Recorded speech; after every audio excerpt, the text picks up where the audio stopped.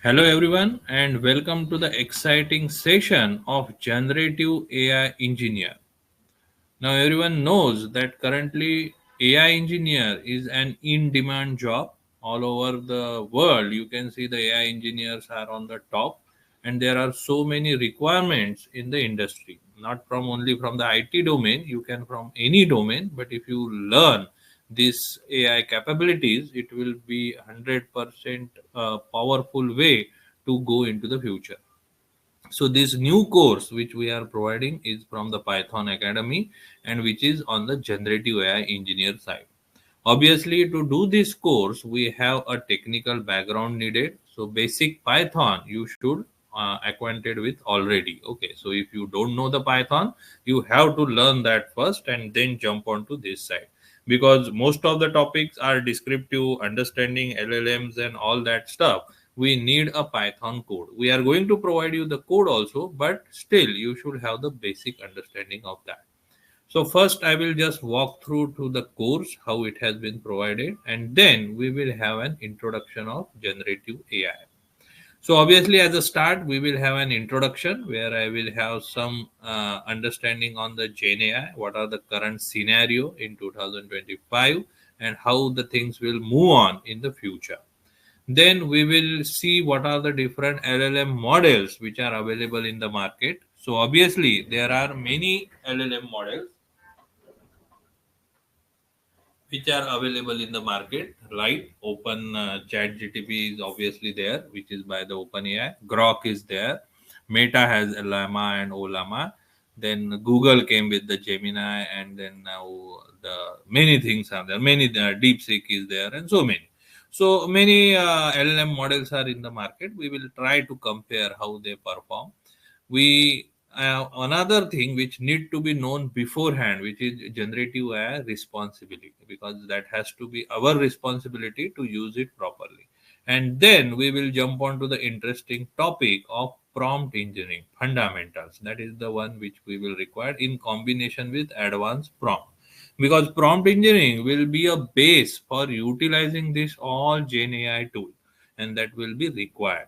Then we will have some small applications like a chat application, search application, image generate application that we are going to build up using this LLM tools, using the APIs which has been provided by many API tools provider. Then we will have a low code AI application which we also try to build it. So many applications we will have an hands on which we are going to try out. We will have an function calling in between, UX design that also is possible. Also, we need to talk about something on securing this AI application, because we cannot just keep it open just to get attacked. So what are the things you should have? What is a general life cycle of AI application? Whenever in the future you will work in IT company, and if you are building any kind of AI application, what kind of life cycle it goes with? There is something called RAG, that is the RAG and vector databases, that is retrieval augmented generation. That is also an important topic you should have the idea of. Many databases are using this for the purpose of understanding the LLM outputs and acting as a memory. Some open source models we will have. Nowadays, AI agent, or we can say agentic AI, that is also popular, how that can be utilized. Some fine tuning part also will be there. There is currently a term called, instead of LLM, we have SLM, that's for small language model, only for the levels which we can have, that we will see. We will have some Mistral model which will be useful, and something about the Meta, that is the Olama, because that is freely available.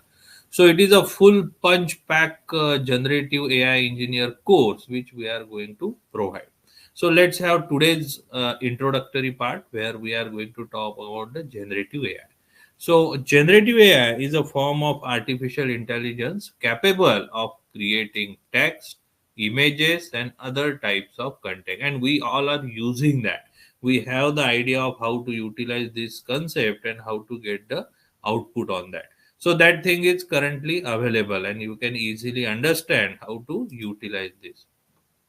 What makes it truly transformative is its accessibility. That is, anyone can use it with just the simple text prompt written in natural language. So when I say simple text prompt written in natural language is what? It is the prompt engineering, or the two topics which I have said, prompt engineering and advanced prompt, where we will talk in. And when I say natural language, now English is also not the mandatory one. You can speak in your own language, maybe a Hindi, Marathi, or any language you know, and there is a conversion happening, and we can get the output out of that. There is no need to learn complex programming languages like Java or SQL. Instead, you simply express your idea in everyday language, and an AI generates a meaningful suggestions or output. Okay, so obviously you can generate many of the things out of that, but to implement that, yes, a Python, bit of Python will be required. A potential applications and impact of generative AI are vast, from writing and analyzing reports to developing application and even enhancing the creativity. Tasks that once took hours can now be completed in second, and that is generally happening with the team of creators or content writers, those who are specifically in graphics design, or maybe creating the posters and something like that. Now the things are happening in a quick way, just you give the proper prompt. Okay, so that is the I can say the strength of this generative AI. So in this today's topic, we have the introductory part which I have shown here, where we will have an introduction to the business scenario. We call it our startup idea, just for the understanding. Generative AI and how we landed on current technology landscape. Inner working in general sense, not in very detail, and main main capabilities and practical use cases of LLM, large language models. Okay, so when we complete this lesson, we will have two things in to understand: what generative AI is and how LLM works, how you can leverage the LLM for different use cases with a focus on education scenarios. Okay, so that is our education scenario. So why I have kept that scenario, just to make use of this thing. Okay, so we can easily use this, and that's why I am creating this scenario. So suppose we have our educational startup. So generative AI represents the pinnacle of AI technology, pushing the boundaries of what was once thought impossible, and that is actually happening. We never thought of that. Okay, this will happen or not, or how we can do that. Yes, the things are going on. So generative AI models have several capabilities and applications, but for this curriculum, we will explore how it is revolutionizing education through a fictional startup. है ना? So we will just consider an example just to understand this in proper sense. We will refer this startup as our startup. Let's be a part of a startup. It is always good to be a part of startup. Our startup works in the education domain with the ambitious mission statement like improving accessibility in learning on a global scale, ensuring equitable access to the equation, and providing personalized learning experience to every learner according to their needs. Okay, so that is our motto or for our startup. Our starter team is aware we are not be able to achieve this goal without leveraging one of the most powerful tool, that is LLM, and that's what we are going to. Again, this one is generated from AI itself, so you can see images looks real, but still it makes some problem with the eyes. That is again the improvement we have now in the Google Banana and all. Okay, so that is there. So generative AI is expected to revolutionize the way we learn and teach today, with students having at their disposal virtual teachers nearly 24 hours a day, because we can use any time, who provide vast amount of information and examples, and teachers able to leverage the innovative tools to access their students and give the feedback. So that is currently happening, and we will have that again and again. So to start, let's define some basic concept and terminology, so it will be easy to go with that. So how did we get the generative AI? That is the first question. Obviously, we may have a free version. What we use as a chat GTP or anything, it is a chat version where you just chat it and you get the answer. But if you want to utilize that in a API or something, some of them are paid, some of them are free.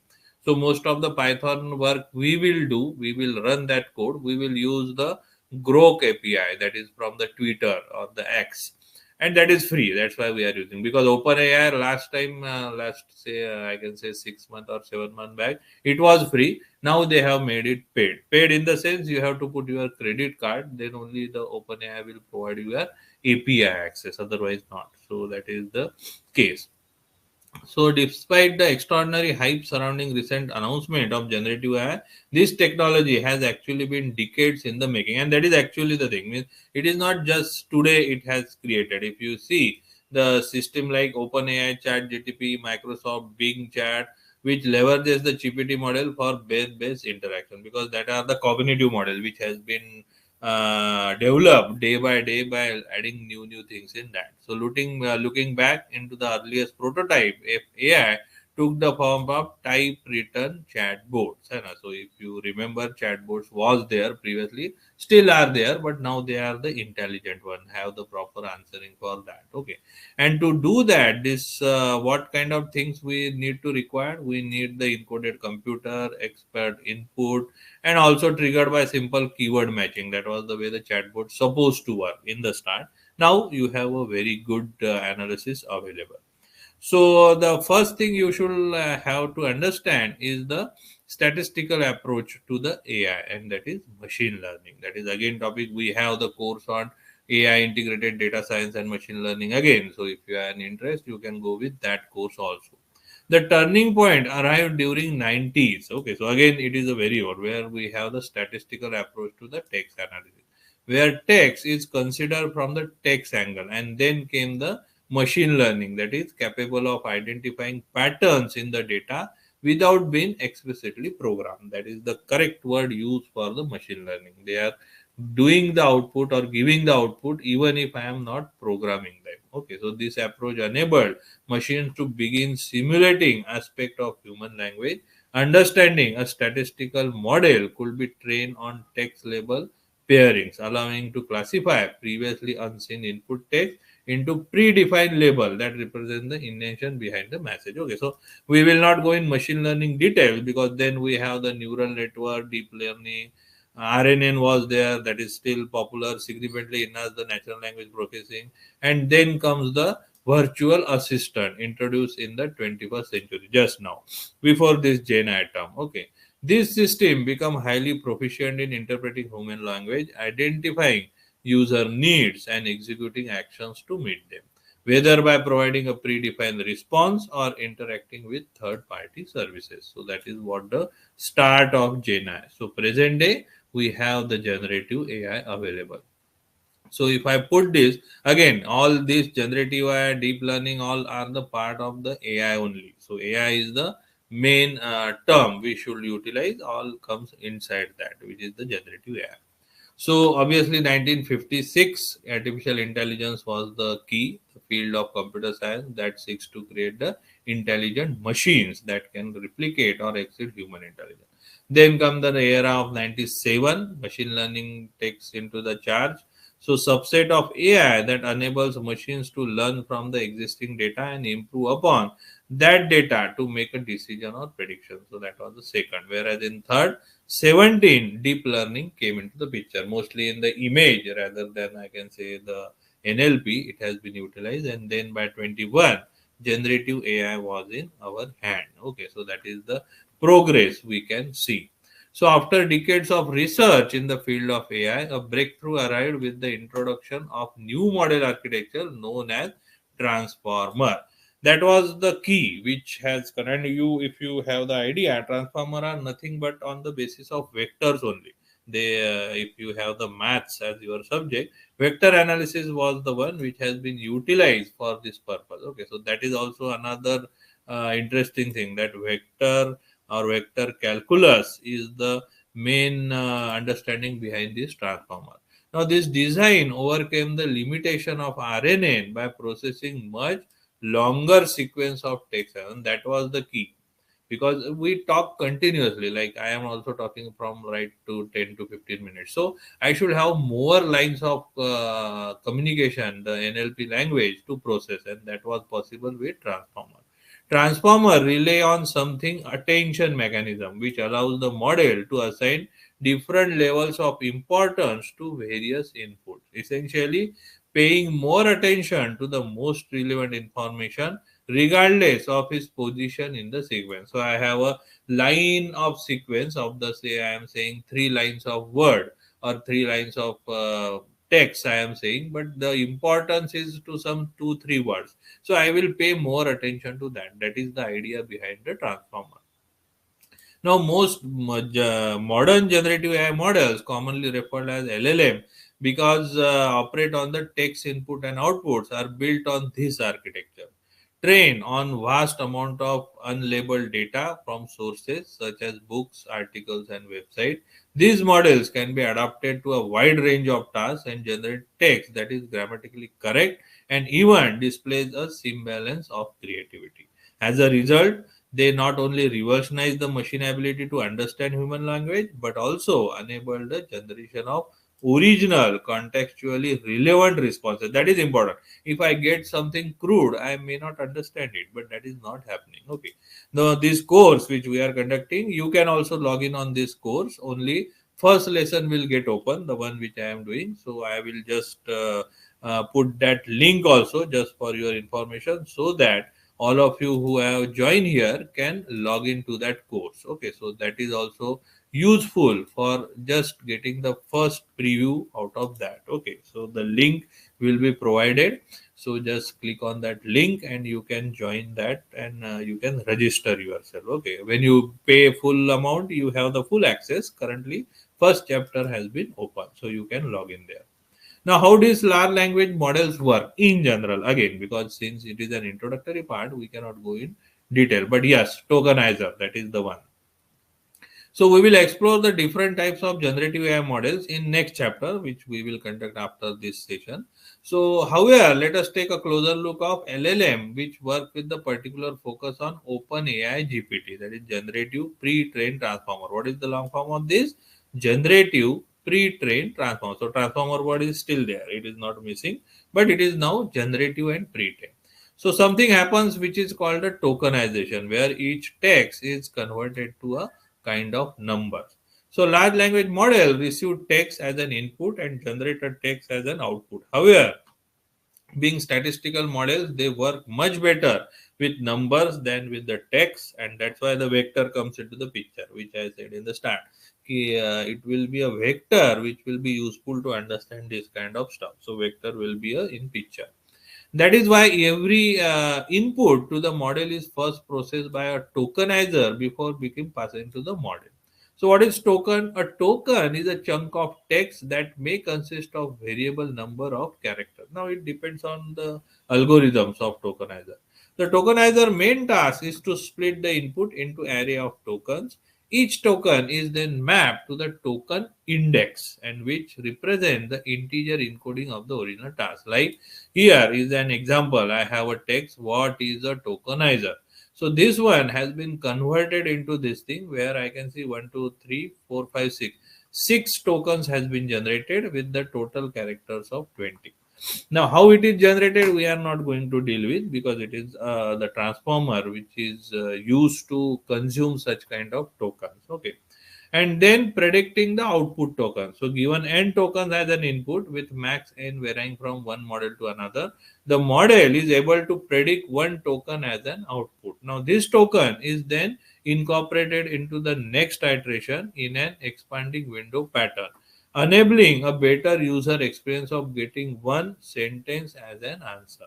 This explains why, if you ever played with ChatGPT, most of you must have done, you might have noticed that sometimes it look like it stops in the middle of the sentence. Why it stops? Again, it is not able to find the next tokenizer or the requirement, and that's why it has stopped. That is the way the prediction output goes. Selection process and the probability distribution. Now the output token is chosen by the model according to its probability of occurring after the current test sequence. So it actually works with the probability inside. This is because the model predicts the probability distribution over all possible next tokens, calculated based on its training. How it has been trained, the next tokens will be decided. However, not always the token with high probability chosen from the resulting. This is very important. I am not going to utilize the token with highest probability. So I will have the different answers, and you can check it.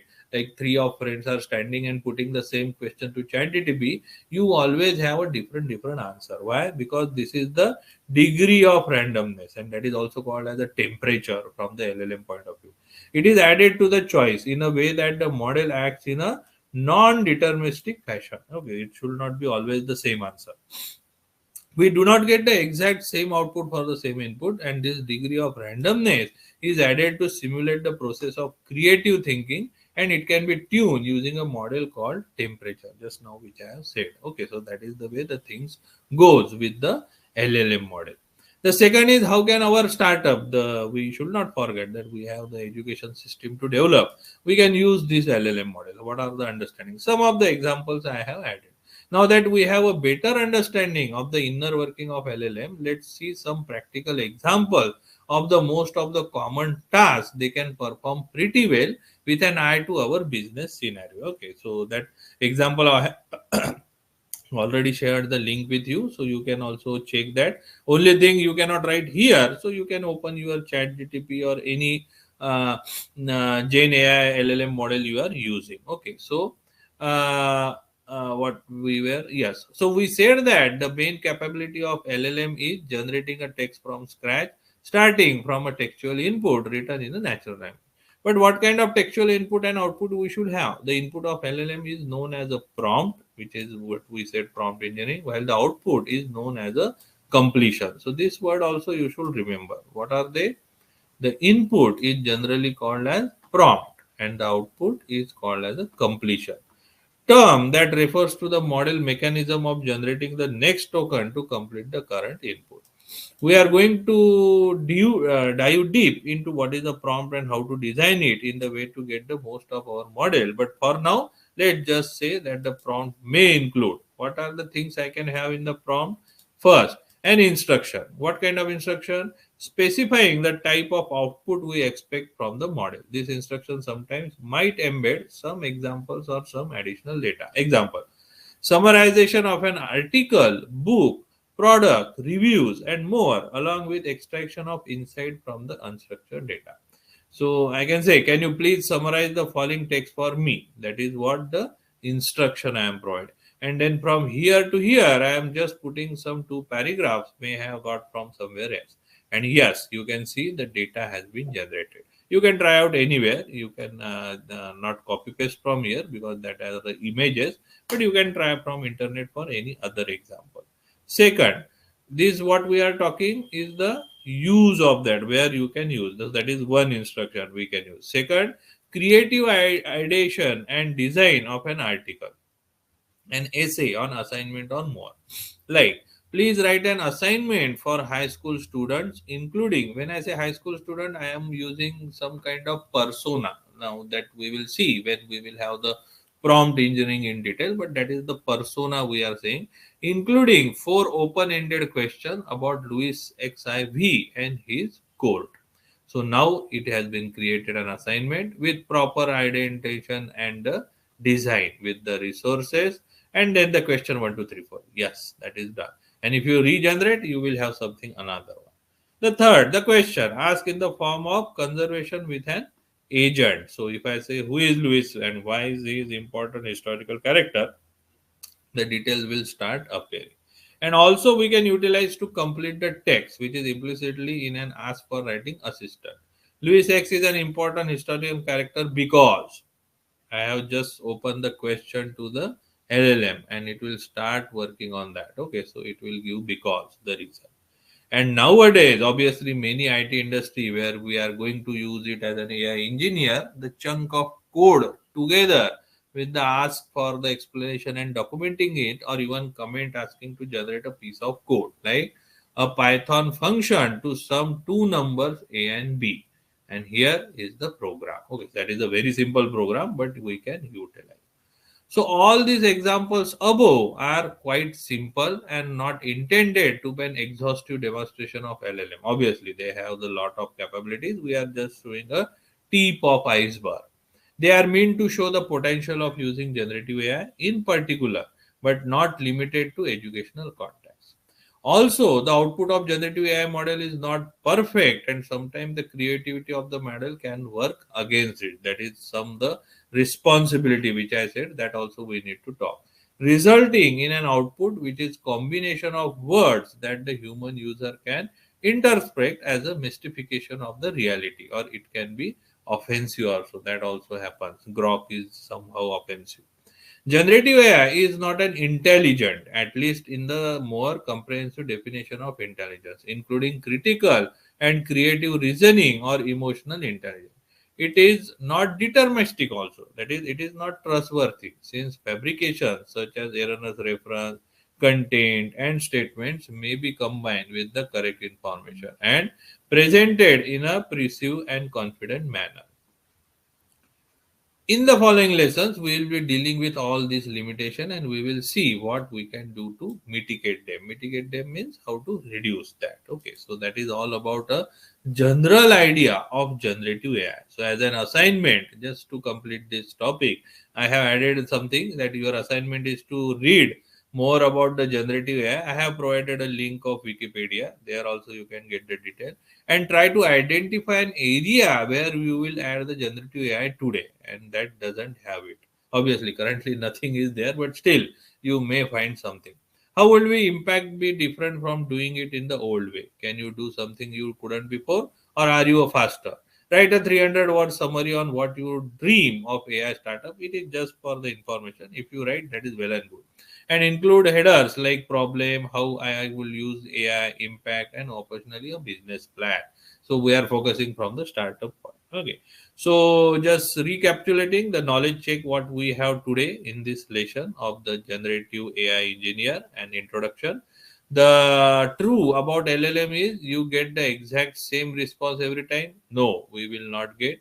It does. This is just the knowledge check. It does things perfectly. Great at adding numbers, produce working code. We cannot say perfectly. There may be the problem, and the response may vary despite using the same prompt. Obviously, yes. It also great at giving you the first draft of something, be it a text code, but you need to improve the result. So for the last one, 3, an LLM is non-deterministic. So it is not going to have the same. The response varies. However, you can control its variation with the temperature. You also shouldn't expect it to do things perfectly. It is here to do the heavy lifting for you, which often means you get a good first attempt at something that you need to gradually improve. And that is end of this chapter. So we will move on to the lesson 2. As we will move on, so we will talk about different LLMs there.